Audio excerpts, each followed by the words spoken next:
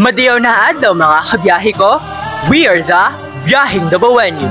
Ug karon, aniya kita sa Mlangka Integrated School para i-tour mo sa different natural resources na nahimutang diri sa Barangay Langka. Ug kung dili ka mo familiar sa Mlangka, ang Langka ay sakop ng siyudad ng Mati, probinsya ng Davao Oriental. Kung maglisod mong pangita sa Barangay Langka, pwede rin ninyo i-search sa Google Maps o mangutana sa mga locals sa inyong maagian. Andam na ba mo makibiyahe? Tara!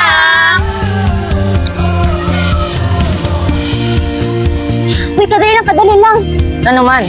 Don't forget to click likes And subscribe!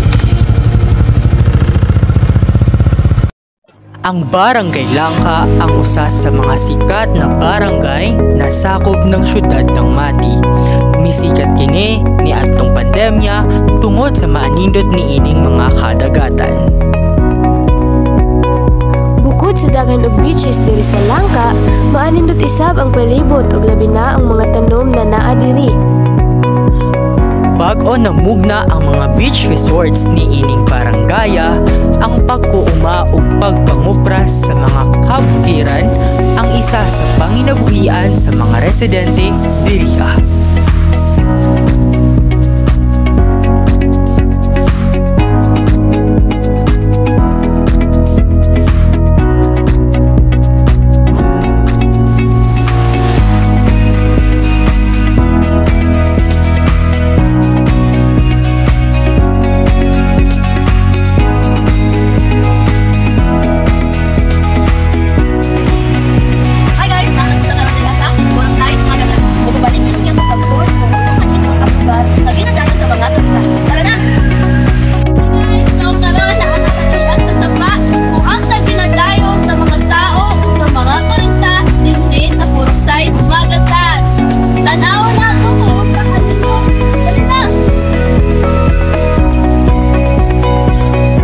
Bukod sa kayutaan sang Barangay Langka, naasay mga sapa nga nahibutang diining lugar kung asa ang mga lumulupyo nagakuha og tubig padulong sa ilang mga balay.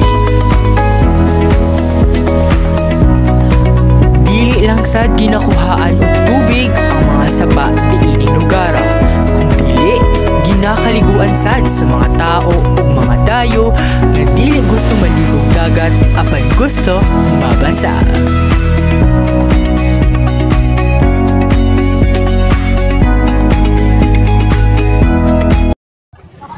Dinhi ninyo makita kung unsa jud kanindot ang baybayon dinhi sa Langka.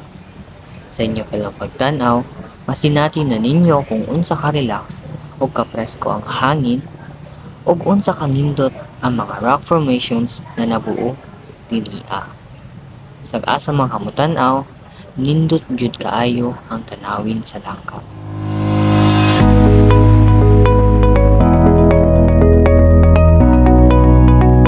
Ug syempre, dili sad magpalupig ang maanindot nga beaches sang Barangay Langka, kung asa ang mga residente nanguha og income sama na lamang sa pagpanagat o pagpanarbaho sa mga beaches nga nahimutang niining lugar. In other words, ang kabaybayunan niining lugar ang pride sa Barangay Langka.